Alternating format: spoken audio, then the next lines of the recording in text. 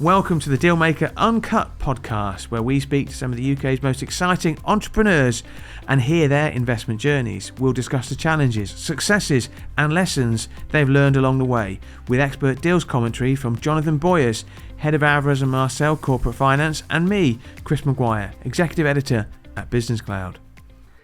Welcome everyone to the latest episode of the Dealmaker Uncut Podcast, powered by Alvarez & Marsal. My name is Chris Maguire and I'm the Executive Editor of Business Cloud. As always, I'm joined by the still multiple award-winning dealmaker himself, Jonathan Boyers. Jonathan's been involved in deals totaling $5 billion, probably more now, during his long and illustrious career, and he's the Managing Director and Head of Alvarez & Marsal's Corporate Finance Practice in the UK. Big welcome to you, Jonathan. Thanks, Chris. Great to be here. Really looking forward to this today. Before we introduce our first guest, a quick shout out to What Media, who produced the Dealmaker Uncut podcast. They're the kings and queens of video creation. We're delighted to be working with them. I should just wish belatedly, our producer Ellis a happy 26th birthday, albeit it turns out that her birthday was one day after my 26th wedding anniversary, which makes me feel really old, Jonathan. So let's talk about the podcast. It's the podcast that gets you inside the deal. In the first part of today's show, we're going to be interviewing our special guest, and then we're going to have a little break. And in part two, Jonathan will be leaning on his 35 years of working in corporate finance to answer listener questions as well, and a few questions from me. Jonathan, who are we talking to today? Well, Chris, today I'm delighted that we're going to be chatting to Andrew Leaitherland. So Andrew is the founder and CEO of Arch.law, a challenger law firm, which I'm really looking forward to finding out more about. Andrew was previously the CEO of DWF, which during his time there, he oversaw 21, maybe more acquisitions, and frankly did an amazing job of steering that business through an enormous amount of growth. And I'm really interested in hearing about that as well. So, hi, Andrew. Morning, Jonathan. Morning, Chris. Great to be here. Thanks for having me. No, thanks for joining us. Andrew, we will talk about Arch.law, but I want to take you back to your DWF days, because that's what a number of our listeners will associate you with. I don't think necessarily people appreciate just how acquisitive DWF was. It went from 2 offices to 33 during your time. As Jonathan just said, 21 acquisitions, I think. You became the managing partner in 2006. Just tell us about that. I was the grand old age of 35 then, so I think you can do your maths and work out just how old I am now. But you're younger than me. I've just worked that out. Yeah. So I went back to DWF when I was 29. I was enticed by the D of DWF, Jim Davis, who basically made me the worst financial offer of any firm that I was talking to at the time, but said to me, look, I'm going to back you. You've got my checkbook behind you, and I think you can do something special with this business. And actually, I think you're my successor. So as a 29-year-old, very fresh partner, getting that level of commitment and support was unbelievable. So I became an equity partner and owner of the business at 31, sat on the board at 33, and then the partners decided it was time to have a first managing partner. So myself and a chap called Paul Berry, who's still a lifelong friend of mine, both stood for the managing partner role. And it was an elected role of the 16 equity partners. And I got it by 1 vote. And it would be fair to say that your mandate was a mandate for growth, international expansion, whereas Paul, no criticism of Paul at all, was probably a bit more conservative as well. I think it would be helpful just to talk about how big was DWF when you started that role as managing partner, and how big was it when you left in 2020? Yeah, so 16 equity partners, about 45 partners in total. 29.4 million turnover in the year that I took over, and built it to was about 336 million when I left, and took it from being a regional firm to being a national firm to being an international firm. And the mandate I stood on was, we've got some fantastic clients in the insurance sector and the financial services sector in particular, but they're not going to stay with us with panels in just one regional location. We've got to be outside of the Northwest. And that started the build from the Northwest into other areas of the UK. And eventually, UK panels became global panels. So that started the globalization of the firm as well. So I enjoyed watching the journey that DWF went on under your leadership. I mean, it was phenomenal. Thank you. And in an industry that at the time, was still relatively staid. I mean, it's different these days. Legal services are a very active M&A market, full stop. But I am really interested in the strategy that you adopt at the beginning, because there was, bringing lawyers and partners in a law firm along to a journey that was so ambitious, if you like, must have been a challenge. And I'm just really interested in the strategy and how you brought people along and how you sold that strategy at the beginning, really. And I think, absolutely, I think for the first couple of years, I was deliberately a managing partner rather than a CEO. And that move from managing partner to managing partner and CEO and then CEO was a deliberate direction of travel, because it was a corporatization of the partnership model. We used to sit there as a group of partners, and everyone had their hand in the air, and we'd all vote and say yay or no, it would take forever to get anything done. Box of paper clips, yay, no, I don't think we need any paper clips. And eventually you get to a stage where when I was first appointed as the managing partner, I had this whole load of restrictions on me. You can't do that, and you can't do this, and you've got to get consent for that, and you've got to go this way or that way. And after a year, when people realized that actually I kind of knew what I was doing and I wasn't going to be ridiculous in terms of the risks that I was going to take, those restrictions fell away, which allowed me to form a proper corporate board within the business, which meant that a lot of the day-to-day decisions could be taken by the board as opposed to by the partners. And then there were 4 or 5 reserved matters which you go back to the partners, which included M&A actually. And that was some of the more challenging conversations were particularly around the international M&A piece, where you've got a bunch of regional partners who become national partners, and then all of a sudden it was, right, we're going to go into Germany, or we're going to go into France, and it's like, why do we need to do that? We're quite comfortable where we are. So persuading people that the strategic direction in terms of international expansion, global panels, sector focus was the right thing to do, and just constantly revisiting that and going back to why it is that we were on this expansion run was really important to get people bought in. But still those partner meetings were a challenge, but obviously got changed to a PLC board over time as well. Yeah. So I'm involved in a few different deals in the legal services sector at the moment, and my observation is exactly that in order to get things done, you need to have decision-making authority. So whoever is leading the business can make some crucial decisions. The firms that are still effective having to vote on the photocopier are probably not going to make strategic changes that they need to. That's absolutely right. Really interested. So the first deal that you did was the Rixon's deal, and that took the business into an insurance-focused direction. I suppose I'm interested in the strategy for developing. How did you find future acquisitions? Were they opportunistic or were they strategic? And just how you thought about integration as well.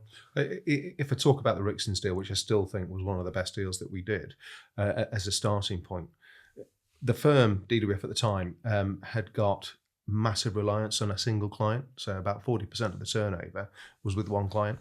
And so that my biggest drive to start off with was diversification of that risk. If that client had decided to pull the plug or had gone bust, then we'd have been in real trouble. And gradually, over a period of time, we much reduced that as a percentage of turnover.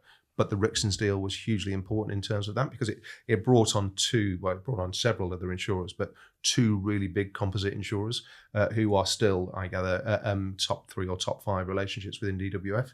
What we were really good at through Paul Berry predominantly was properly account planning those relationships and properly growing them. And what that deal with Rixon's gave us was the ability to get into some relationships that otherwise we'd have really struggled to get into, and then growing those relationships out. And actually 2 or 3 of those core relationships became international and global relationships as well, which if we hadn't done the Rixon's deal, we'd have never been on the playing field effectively. So that was the driver in terms of that deal, was diversification of risk in terms of the client base, getting more insurers on board, supporting the insurance-led strategy. The next focus was then around geographical areas. So where did we need to be geographically to diversify risk? We had, and to capitalise on expansion opportunities as well, Rixon gave us a really small base in Leeds, and we felt that at the time that was a good market that we could expand in. So looked at other opportunities in terms of Leeds, did a lot of lateral hires, over my time, better part of 200 partner lateral hires in terms of bringing those in on top of the M&A strategy with a view to then building out. So the initial build in Leeds was on the back of that.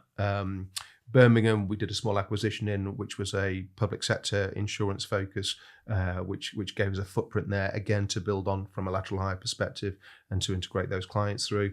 Scotland, we did a deal with a best friend relationship that Rixon's had with a firm called Bigot Bailey, which started to give us that UK coverage. You eventually get to a stage where you're thinking, okay, we're ticking the boxes in terms of the regional centres. We probably need to be in London. And London was one of those big investment plays of, are we ready to do this? Is this the right time to do it? And we did that probably 14 years ago. And it was absolutely the right thing to do, because we were dealing with major composite insurers and with banks on predominantly process-driven transactional activity or process-driven litigation activity. And getting into London allowed us to move up the food chain in terms of the quality of work that we could access.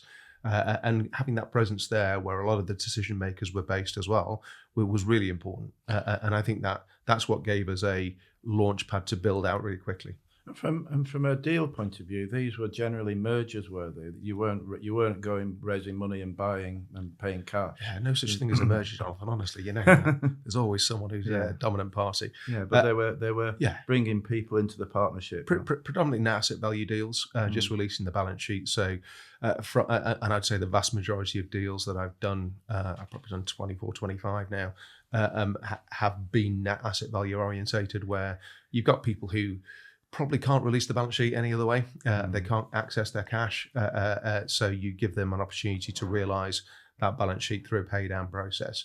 But you also give them a guaranteed earnings for a period of time as well. It's interesting because the market has moved on a little bit in that just at the moment there are now quite a few legal firms that are consolidators that have raised private equity and are now offering cash rather than a sort of partnership approach. So it's quite an interesting development in the sector. I think that's right. I think David Beach at Knights did a pretty good job in terms of his initial raise and then his allocation of that for M&A. He's still got a set formula, where he pays a certain multiple, which is balanced between his deferred consideration, his cash out, and the earn out. So I think that works pretty well. The challenge is making sure that there are good enough targets that warrant that type of approach. And one of the problems with the legal sector is that a lot of the consolidation has already happened, and those that are left, do they add a geographical dimension that you need? Do they have a sector focus that you need? Do they have a particular client that you need? If they don't, then why are you doing it other than to just bolt on turnover? So one of the things that I was interested in, Alvarez and Marcel, we're growing. We've been growing by 20% CAGR for 20 years, but almost all that growth is through recruitment. Well, there's virtually no acquisition in there. And I'm interested in because you mentioned that you'd bought businesses and then you'd gone into a sort of recruitment mode around. And I'm interested in how you view acquisition versus recruitment as growth drivers. And we did greenfield sites. Dubai was a greenfield site, Singapore was a greenfield site, but it costs a lot of cash to build from greenfield. And if you can get a relatively cheap acquisition back to net asset value to provide you with that base, that footprint to build from, then in my experience, it was more cost effective to do it, or more cash effective. When you talk about greenfield, do you actually mean build from scratch? Literally get your license. You got one person that you either send out or one person that you recruit on the ground, and then you start to build out from there. And quite often client led, listening to your clients around who they rate in a particular region and then going after those people with a view to bring them in. And so the business grew phenomenally. And like I say, it was a revolution really in the mid-market legal services. Thank you. 2019, you oversaw an IPO. I'm fascinated to hear how that, your view of how that went, and it was a bold thing to do, wasn't it? It's just badly timed. So why did we do the IPO in the first place?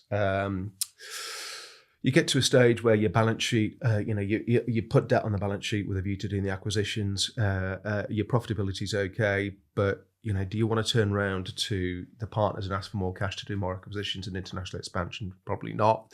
Do you want to turn to the bank and say, can we increase our facility? Probably not. So you've got to look at alternative sources of capital, and private equity, or go for a float. And at the time, I was, dismiss is probably the wrong term, but I didn't investigate private equity enough.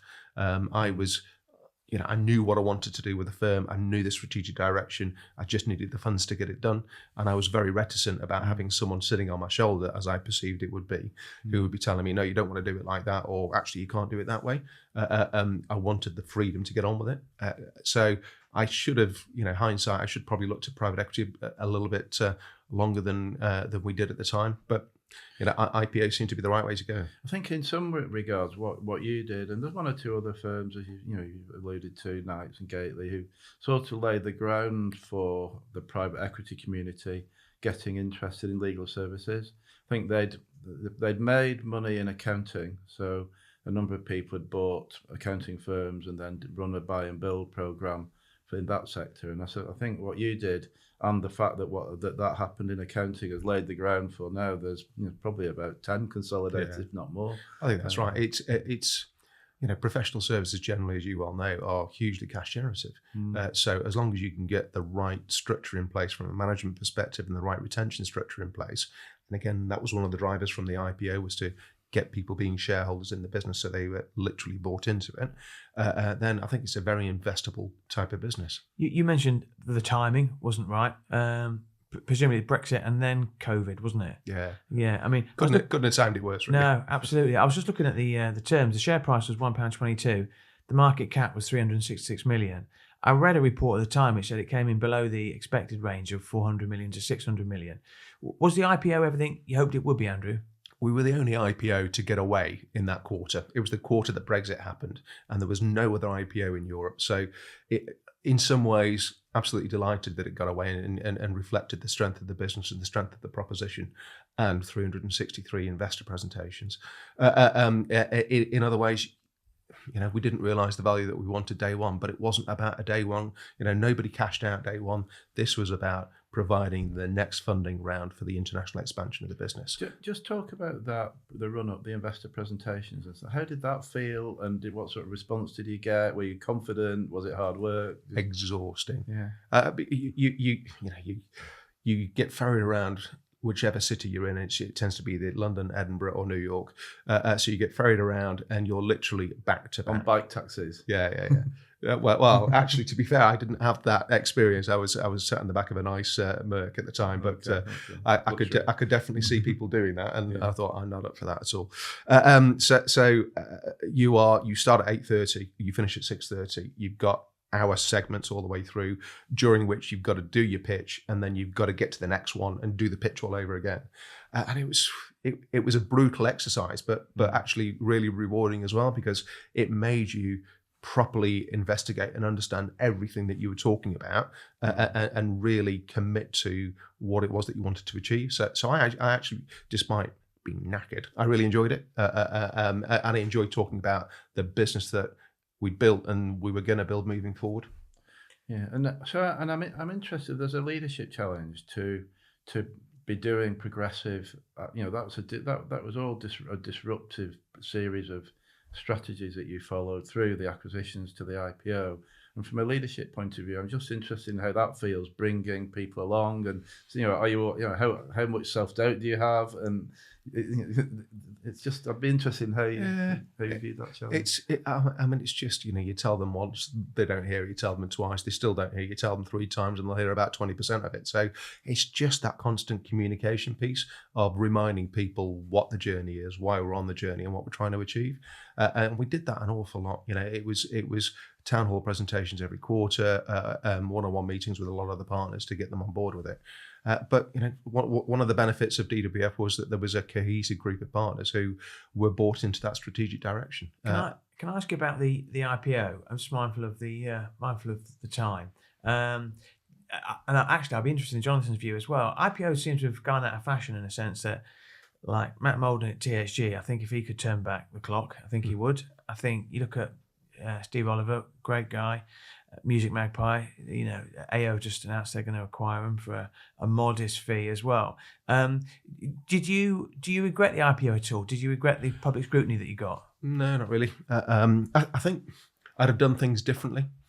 So if, with the benefit of hindsight, I'd have spent a year getting working capital management sorted far more. So I went into the process without realising just how income focused the UK stock market is. It's all about dividends. Of all the presentations that I did, there were a handful of growth focused funds, and all of these people were just basically saying to me, don't do M&A, which was a bit of a problem because it was an M&A based strategy.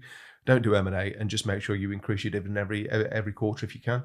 I thought, well, that's a really short-term view from an investor perspective in terms of what we're trying to build.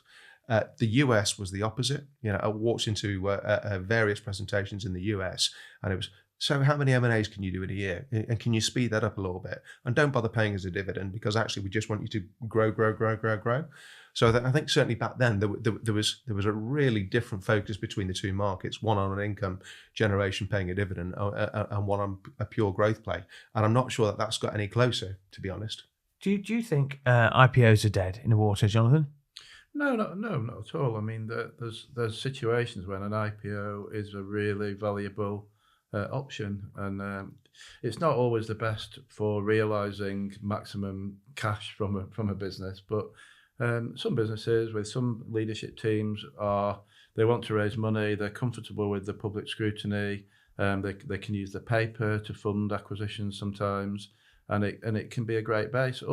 Some people don't like the uncertainty and the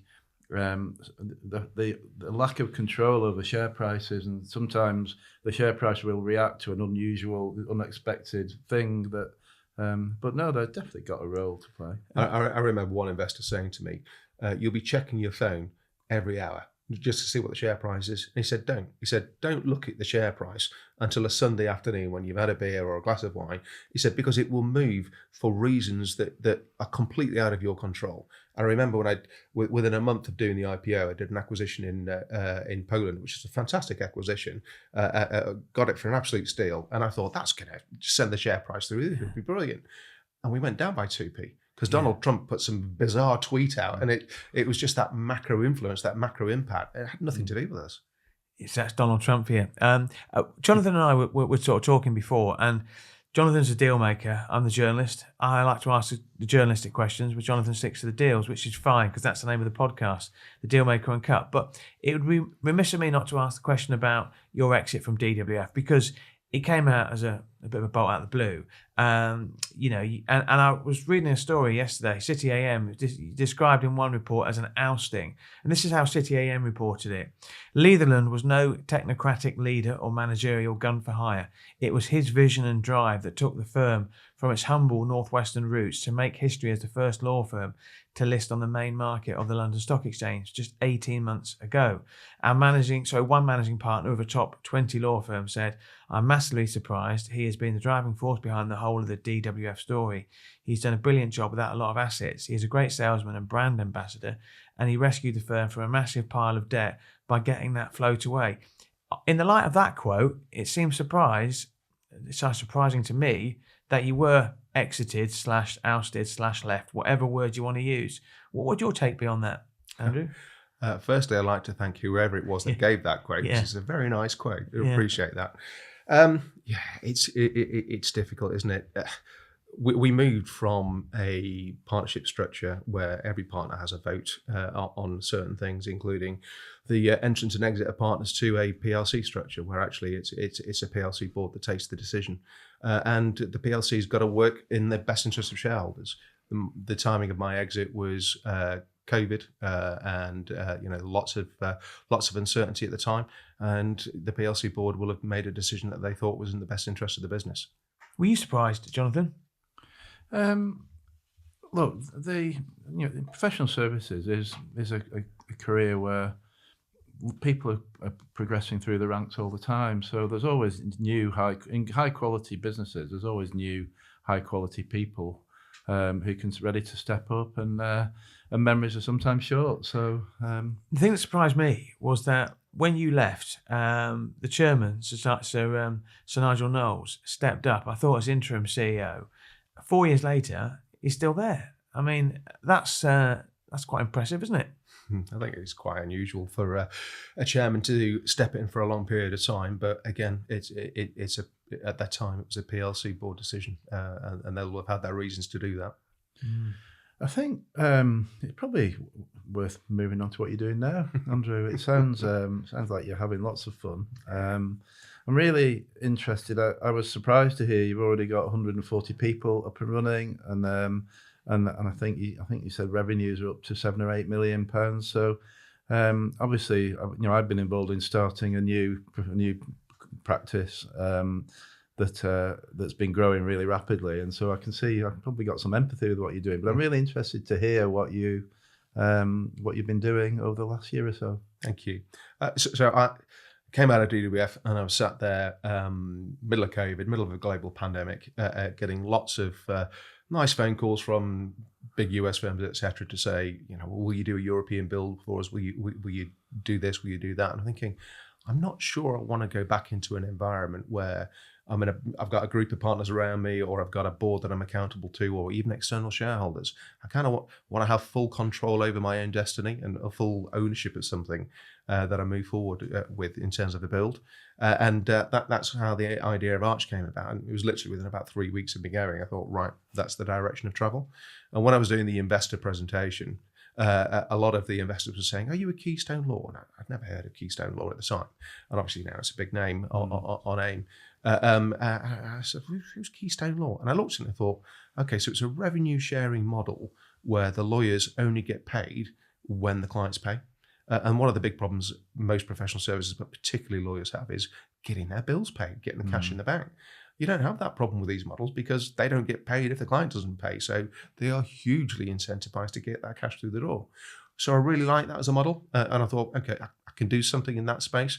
But I felt that it was a little bit, not just Keystone, and at the time there were a few others as well. Yeah, 36 at the time. There's now over 120 who've gone down that route. Yeah. I felt as though it was very focused on one person, plug and play, as opposed to being able to grow businesses within a business. So focused on teams or groups of individuals, and that's what I really enjoy doing is growing businesses.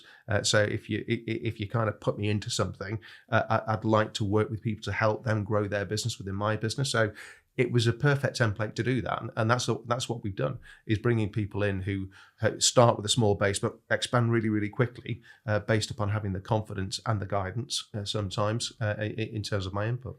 And the focus on the business, just generally, which key areas would you expect to expand in? What's the key areas that you're offering now?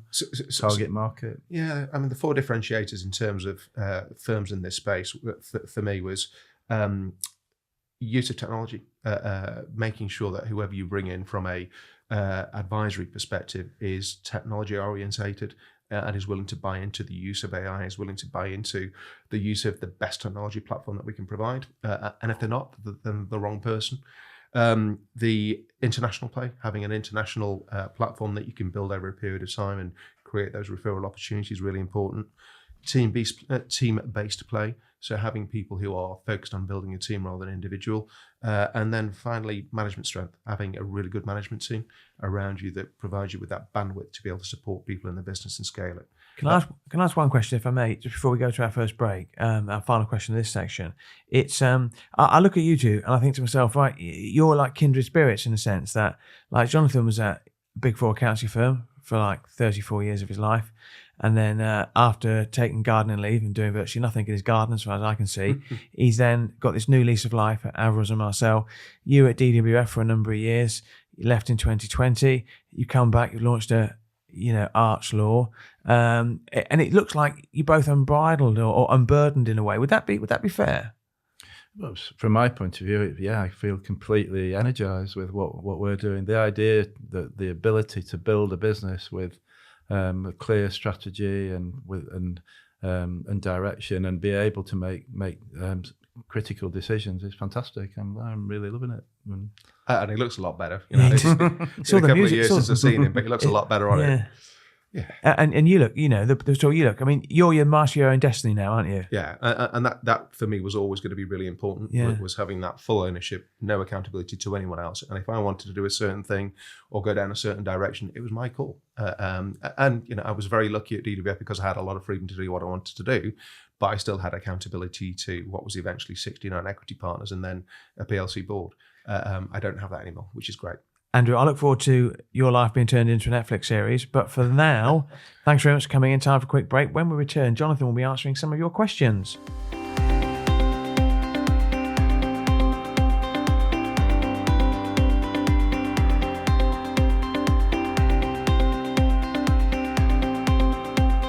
Welcome back to part 2 of the Dealmaker Uncut Podcast. We just interviewed Andrew Leaitherland, founder and CEO of Arch.law and the former CEO of DWF. Jonathan, fascinating chat. What did you think?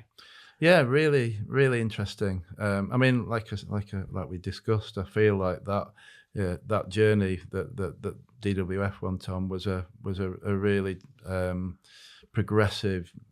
It was leading the legal services market in the way that they grew and ambitiously, and they showed the way for quite a lot of other firms to develop their own practice. So, and like I say, running a firm of lawyers like that and developing that strategy is no mean feat. So I can see that there must have been a lot of strong leadership required to set the vision and bring people along and then actually execute the series of growth and acquisitions and then the IPO. I think it must have been a really strong leadership challenge. Yeah. I know. I've got a good friend of mine who's worked in a couple of law firms in a managing partner role, and trying to organise, equity partners can be like herding sheep. It's really, really difficult. It's not like a normal business model. They, DWF were for a while, they really were seen as a bit of an exemplar and a way to go. I don't think, I'm not sure Andrew would have left in the way that he left if it hadn't been for COVID, because obviously everyone was working remotely. But I tell you what, I mean, he's come back much the same as you, really, with the wind in his sail and a real ambition to make Arch.law a big thing. Yeah, so I love what that business is now doing, and I think that we could easily see that one growing, and it could easily be at the same sort of size as DWF was when it IPO'd, and in a few years' time. So we'll watch it. That'd be nice synergy. A lot of that business model in the legal services sector is really smart. It allows lawyers to gain growth if they're self-starting as part of an affiliation, but it's just a smart model. Okay, this next section, the final section, is called Ask Jonathan. It's when listeners and I can ask Jonathan any question that we want. Now, not everyone wants to be named, needless to say. So first question, Jonathan, I'm looking to make my first acquisition. I'm a bit nervous. How much time should I spend on the due diligence process, and what are the red flags I should look out for? So obviously the thing about acquisitions are that the most important thing to remember is when you bought the business, you do have to manage it and manage the people that you've taken into your organisation. So the financial due diligence is obviously really important, and all the technical due diligence is vital.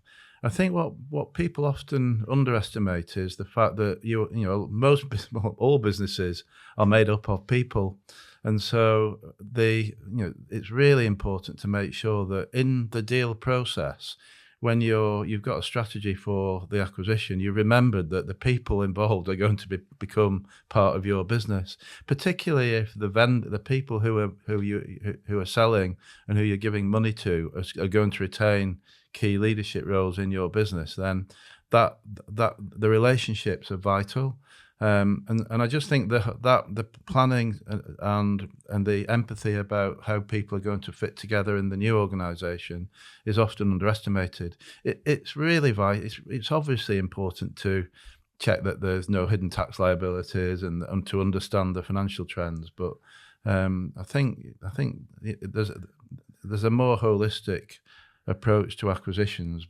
that people need to take. I know it can vary depending on the size of the acquisition and the monies involved, but due diligence typically would take what, months, weeks, years? So it depends. There's a fundamental difference if you're buying a business that is being marketed by a high quality advisor, or if you've got an off market deal. If there's an advisor being appointed to market a business, they will normally have performed a suite of due diligence. During the process, normally in the second round of a bidding, you tend to be provided with a whole load of information that's well prepared. And the name of the game is to get your own due diligence people to understand what's within that information that might not have been as clearly pointed out. If you're buying a business that hasn't been prepared for sale and it's not being marketed, then obviously there's a greater need to get right underneath all the numbers. And that process can take a bit longer, and it's a different process because you need to develop it with the person you're trying to buy a business from. You normally will be able to agree a better deal if you're negotiating off market with somebody that you've identified, persuaded to come and talk to you, and that you've managed to spend quite a lot of time with before you actually agree a deal. In sale processes, often the amount of time is restricted because you're competing with other bidders. It can vary, though. I've seen deals that have been done literally in a matter of days, never mind weeks. But most deals, from start to finish, take 6 months. Okay, it's a final question, and I suppose a lot of this will depend on the budget. Always mindful when we're recording and when the podcast goes out, but the budget's on October the 30th. So a question, what are entrepreneurs saying to you about the performance of the new Labour government? Because I've got an interesting take, but I'd be interested in yours. So I think that when the election happened, the economy was starting to feel more positive. Interest rates were coming down, and I think people felt that it was time for a lot of people felt it was time for a change. The old Conservative government had been struggling with a whole series of different things that had been affecting them, and I think everyone was hoping that the new certainty of a new government that appeared to be focused on business growth and economic growth would be refreshing.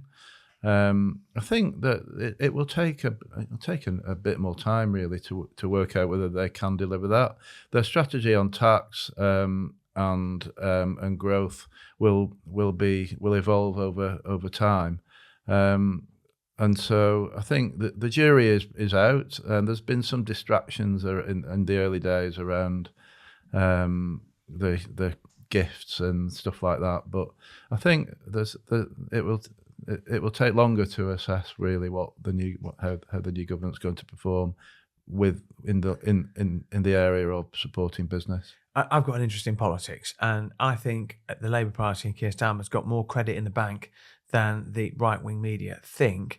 I think the stuff about free tickets to watch Taylor Swift and stuff, it's a peripheral thing. It's poor judgment, in my opinion. But I don't think it's enough to sink Keir Starmer. But he's got to think of the optics of it. Just because something is legal doesn't mean to say it passes a sniff test. But I did a round table recently, and about 15 entrepreneurs around the table, and I said, who thinks Labour are doing a good job? Not one hand went up.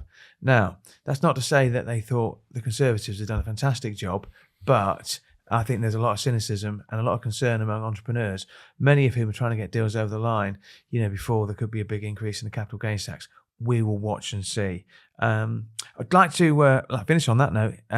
Massive thanks, as always, to you, Jonathan. It's always enjoyable always great to get your thoughts. If you want to ask any questions to Jonathan, you can do via the show notes. That's all for this episode of the Dealmaker Uncut Podcast, powered by Alvarez and Marcel. Final shout out to What Media and the star of the show, Jonathan. Thanks, Chris. You're always modest when I say that. I give you the big build-up and you just say, under your breath, thanks, Chris. Don't forget to subscribe to the podcast. If you like it, tell your friends. If you don't like it, tell your family. And make sure you follow us on social media. Thanks very much.